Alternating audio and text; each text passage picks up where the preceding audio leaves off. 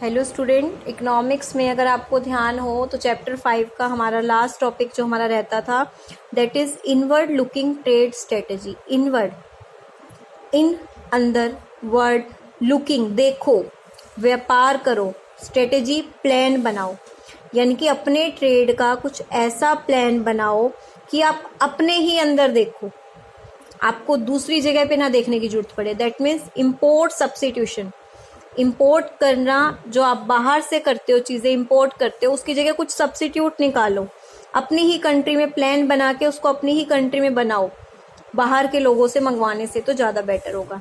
तो ये स्ट्रेटेजी हमारी आई थी। देखिए, इन्होंने बोला inward looking trade strategy refers to the policy. ये उस पॉलिसी को हम कहते हैं जिसमें किस पे ध्यान दिया गया था? इंपोर्ट सब्स्टिट्यूशन पे।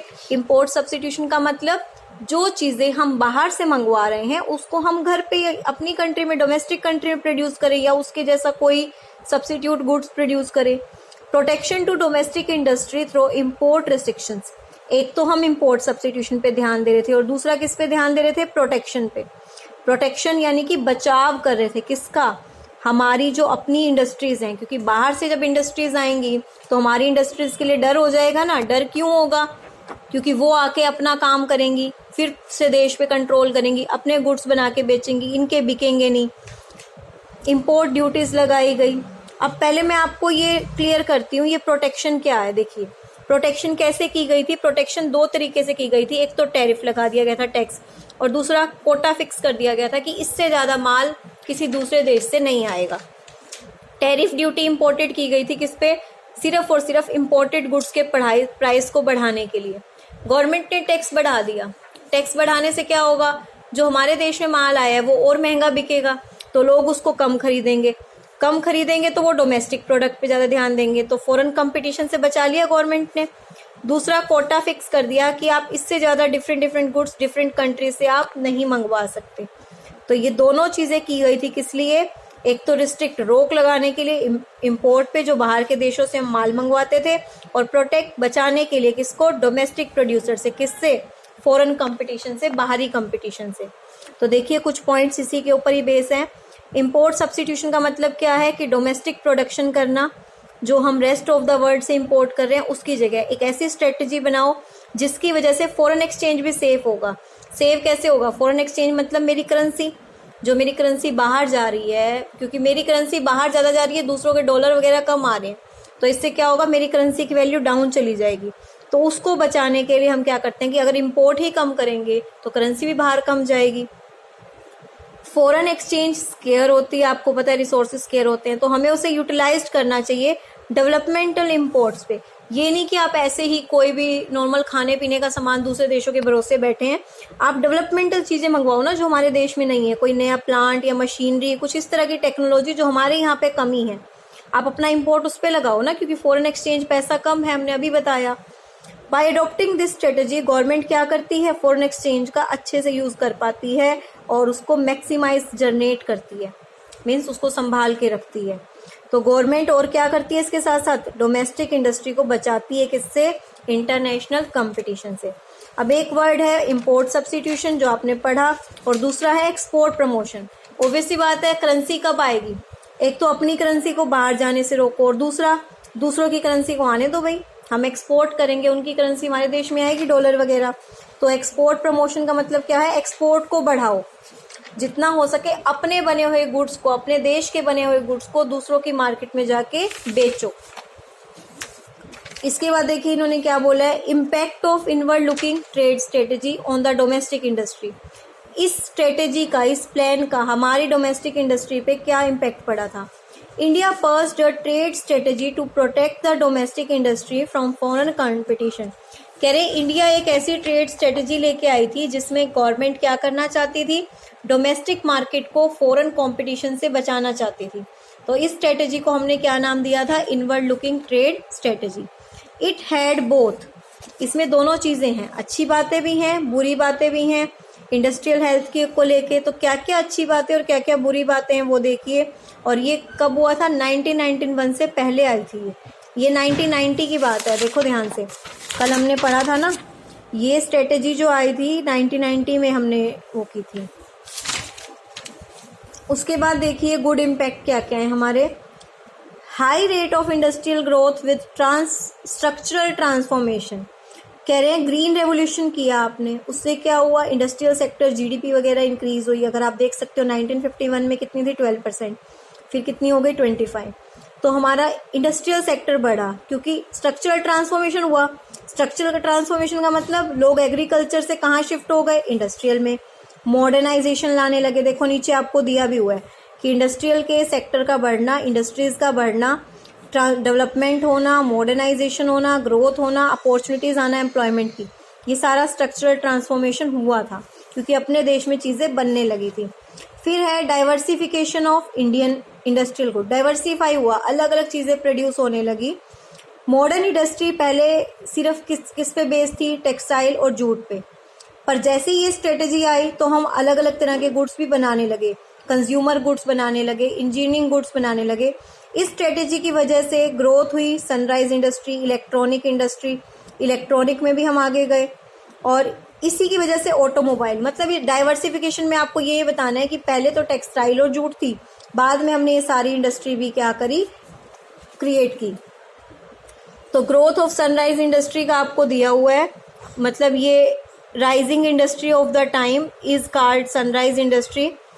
1950 से 1919 तक क्या था, electronic goods in the global market. The electronic industry was then called, जो इलेक्ट्रॉनिक बिजली से रिलेटेड थी हमने उसको क्या नाम दे दिया था, sunrise industry. Industrialization tends to spin around the sunrise, उसी के आसपास वही चीज़ें डेवलप हो रही थी।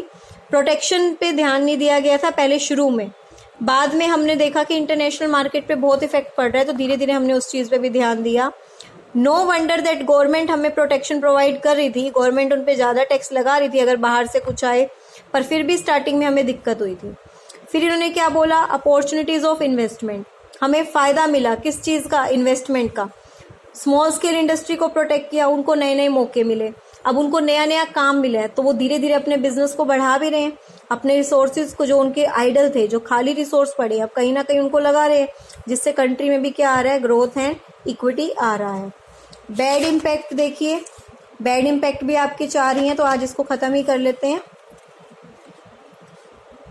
Following observation highlight the bad impact. इस स्ट्रेटेजी के आने से क्या हुआ, एक तो growth of inefficient public monopoly, मतलब इनएफिशिएंट का मतलब हम दूसरों से बचने के चक्कर में हम अपनी एफिशिएंसी देख रहे हैं, हमें पता है हम फुली एफिशिएंट नहीं है, हम उसको अच्छे से नहीं कर पा रहे, रिसोर्सेज नहीं है, मोनोपोली क्रिएट हो रही है, मतलब डोमेस्टिक मार्केट का ही अधिकार होता जा रहा है, वो आगे बढ़ना नहीं चाह रहे। देखो आप भी कब आगे बढ़ना चाहोगे, जब आपके सामने कंपटीशन होगा। हमने इनका कंपटीशन ही रोक दिया डोमेस्टिक मार्केट का, तो ये क्यों आगे बढ़ेंगे।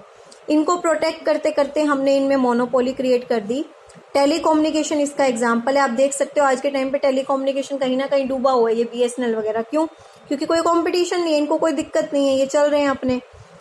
तो now you get repeated SMS offering a new telephone connection free of charge. अब आप देख सकते हो पहले लोगों को लाइनों में लगना पड़ता था, कितने साल टेलीफोन कनेक्शन नहीं लगते थे, और आज वो हाथ पैर जोड़ते हैं, रोज मैसेज आते हैं फोन पे कि टेलीफोन कनेक्शन लगवा लो। बीएसएनएल वालों के रोज मैसेज आएंगे, आपको फ्री ऑफ कॉस्ट दे रहे हैं, साथ में इंटरनेट फैसिलिटी देंगे। तो ये क्या चीज़ है, ये मोनोपोली के कारण ये डूब गया ना, इनएफिशिएंसी आ गई ना। अगर कंपटीशन होता तो ये भी थोड़ा और आगे अपने आप को बढ़ाने की कोशिश करते।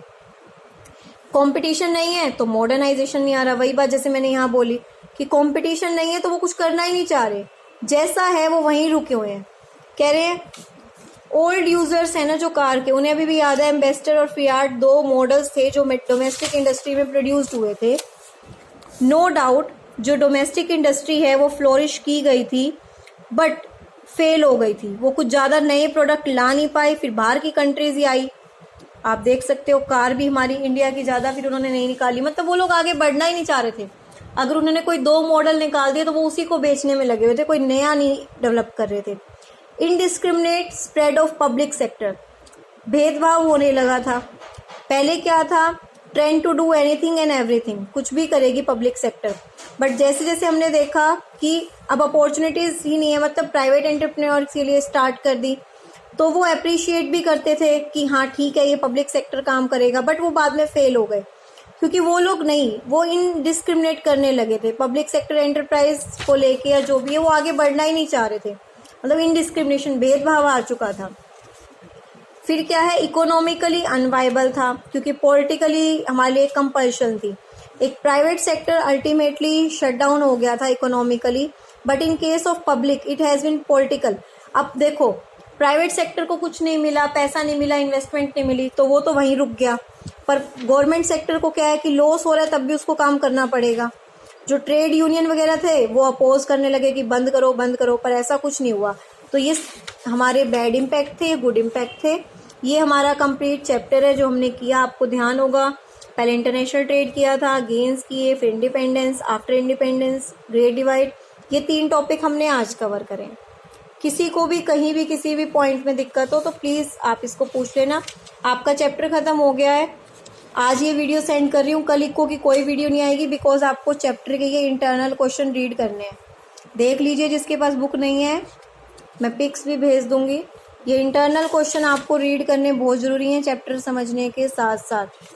कल इको की कोई वीडियो नहीं रहेगी, कल आपको सिर्फ ये करने हैं। और परसों जो वीडियो रहेगी उसमें हम अपना नया चैप्टर स्टार्ट करेंगे और इस सेमेस्टर का इस बुक का ये लास्ट चैप्टर होगा। फिर हम अपनी मैक्रो इकोनॉमिक्स स्टार्ट करेंगे। Thank you.